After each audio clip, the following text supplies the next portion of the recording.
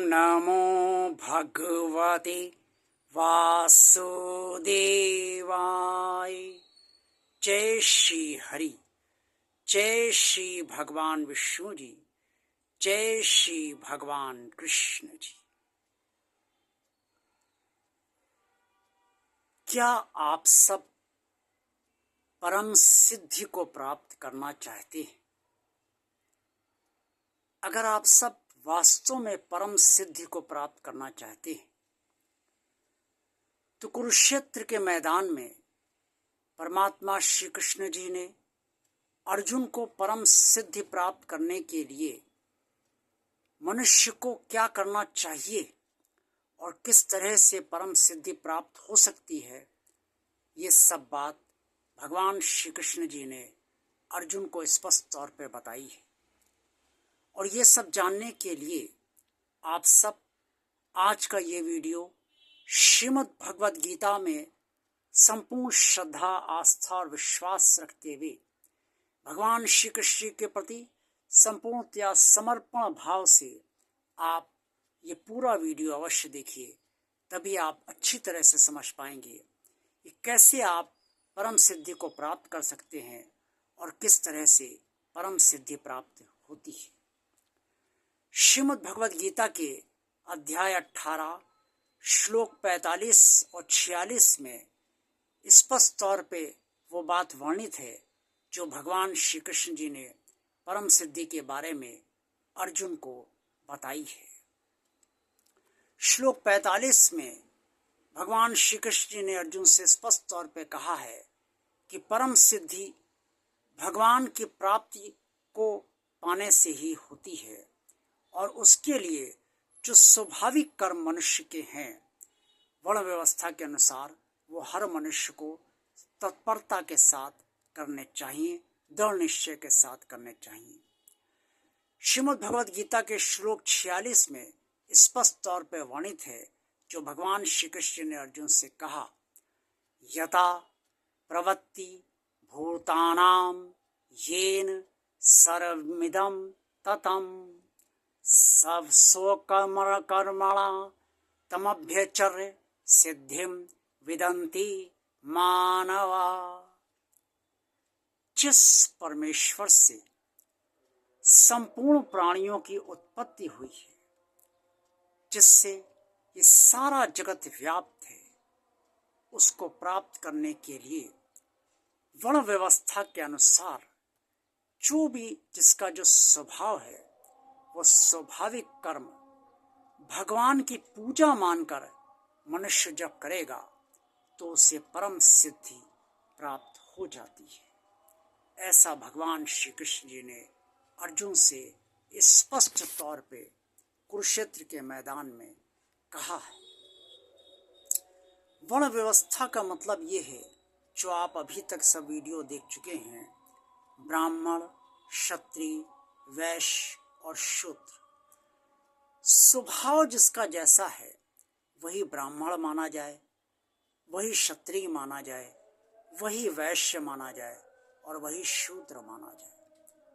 और स्वभाव के अनुसार जो जो कर्म मनुष्य करता है, जो जो कर्म उसे करने का उसका स्वभाव है और कर्म में लगा रहता है, वो कर्म वो ये मान कर करे कि जिस तरह से वो भगवान की पूजा भगवान के समक्ष बैठ कर करता है, उसी तरह से कर्म भी भगवान की पूजा ही है, भगवान के लिए ही वो कर्म कर रहा है।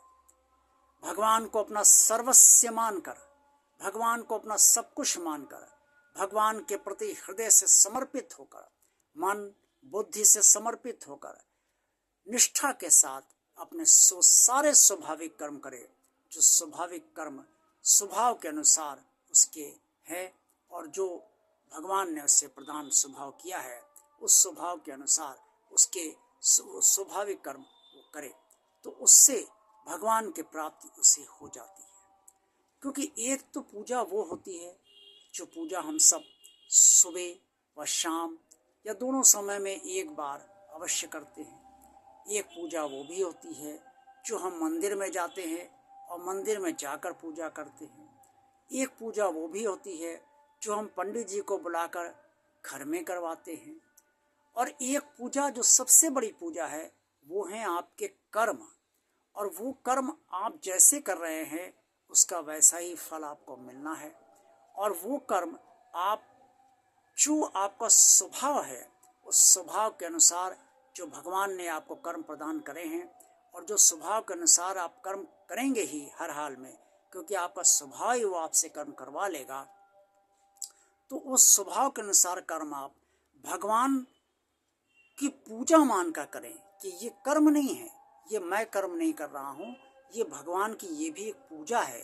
भगवान को अर्पण करके वो कर्म करें, भगवान के ही लिए कर्म करना है ये मान कर करे, और भगवान के लिए मैं कर्म करूं ये मान कर करे। सारे कर्म भगवान को ही अर्पण है ये मान कर करे।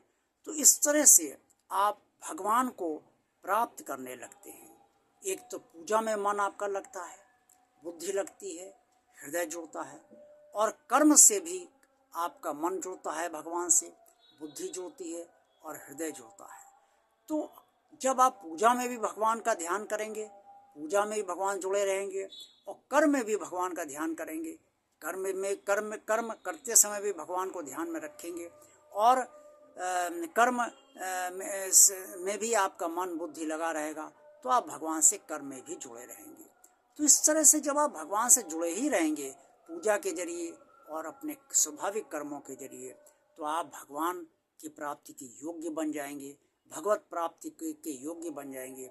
और जब आप भगवान को ही के प्राप्ति के योग्य बन जाएंगे, तो वो सारी सिद्धियाँ जो जिसको पाने के लिए लोग बड़े बड़े तप करते हैं, बड़े बड़े यज्ञ करते हैं, उनको बगैर किसी तप, बगैर किसी यज्ञ के किए हुए आप आसानी से भगवान की कृपा से प्राप्त करते चले जाएंगे। ऐसे ही आप देखिए, जैसे कोई बहुत भगवान से जुड़ा होता है, तो वो आप उसके सामने कोई परेशानी कहिए, और अगर भगवान की कृपा उस पर उस समय है, और वो अपने तो भगवान की कृपा से भगवान को अपना मानकर अगर कोई वो यही कहता जाओ तुम्हारा काम हो जाएगा, और आपका काम हो जाता है, तो ये एक तरीके की सिद्धि ही तो है। या आपको कोई भगवान के चरण से पुष्प उठाकर दे देता है, वो कहता है जाओ ये लेके जाओ तुम्हारा काम हो जाएगा, आपका काम हो जाता है, तो ये सिद्धि ही तो है। तो ये सब जितनी भी सिद्धियां हैं वो भगवान से जुड़ने पर, भगवान को अपना मान लेने पर, पूजा करके और कर्म करके भगवान के लिए भगवान को अपना मानकर सब करने से सारी सिद्धियां प्राप्त हो जाती हैं। और यही जो परम सिद्धि जिसे कहा गया है, वो परम सिद्धि है कि भगवान को प्राप्त करना, वो परम सिद्धि है। भौतिक सिद्धियां सब सिद्धियां हैं, भौतिक प्राप्तियां सब सिद्धियां हैं, लेकिन भगवान की जब प्राप्त हो जाती है तो वो परम सिद्धि आपको मिल जाती है। आज का वीडियो आपको कैसा लगा? अच्छा लगा है तो इसे लाइक कीजिए। भगवान और आप चैनल आप सब देखते रहिए। भगवान और आप चैनल को जिन श्रद्धालु भक्तों ने अभी तक सब्सक्राइब नहीं किया है, वो इसे सब्सक्राइब भगवान का कार्य मानकर अवश्य कर दें। ये भी कार्य भगवान का ही है, इससे सब्सक्राइब करने का कार्य भी आप अवश्य करें। और इस चैनल को ज़्यादा से ज़्यादा लोगों को शेयर करें, ताकि आप सब की तरह ज़्यादा से ज़्यादा लोग इस चैनल से लाभान्वित हो सकें। और इस चैनल में इस चैनल संबंधित जो भी सुझाव आप सब देना चाहें, वो अवश्य अपने कमेंट्स बॉक्स में अवश्य दीजिए। सब्सक्राइब जब भी आप कीजिए तो सब्सक्राइब करते समय आप बेल आइकन को प्रेस अवश्य कर दीजिए और टच अवश्य कर दीजिए। इससे लाभ आपको ये होगा कि भगवान आप चैनल के सारे वीडियो आपके पास तुरंत पहुंच जाएंगे, और आप सारे वीडियो और शॉर्ट का आनंद ले पाएंगे। देखते रहिए भगवान और आप चैनल। आप सबका कल्याण हो। ओम नमो भगवते वासुदेवाय। जय श्री हरि, जय श्री भगवान विष्णु जी, जय श्री भगवान कृष्ण जी। आप सबका दिन शुभ व आनंदमय हो।